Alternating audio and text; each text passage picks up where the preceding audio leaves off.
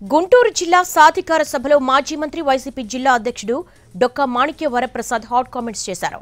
తనకు ఒక్కసారి పార్టీ అధినేత జగన్ అపాయింట్మెంట్ ఇప్పించాలని నేతలను కోరారు. వైసీపీలో జగన్ నిర్ణయాన్ని ప్రశ్నించే ధైర్యం ఎవరికీ లేదన్నారు. అదే సమయంలో తాడికొండలో తనను సమన్వయకర్తగా నియమించి వెంటనే తప్పించడంపై ఆయన కాస్త అసంతృప్తిని వ్యక్తం చేశారు. ఈ నియోజకవర్గంలో జరుగుతున్న అనేక పరిణామాల వలన జగన్మోహన్ రెడ్డి గారు ఎందుకు నిర్ణయం తీసుకున్నాడో నాతో ఏం సంప్రదించలేదు.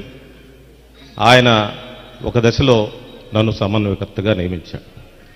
ఆగస్టు 19వ తారీఖు నన్ను సమన్వయకర్తగా నియమిస్తే మళ్ళీ 24వ తారీఖు అంటే వారం రోజుల్లో నీకు సర్వేల్లో వ్యతిరేకత వచ్చింది, లేకపోతే నీకు ఏదో కొత్త ఒపీనియన్ నెగటివ్ ఉంది, ఆగిపోమని చెప్పాను.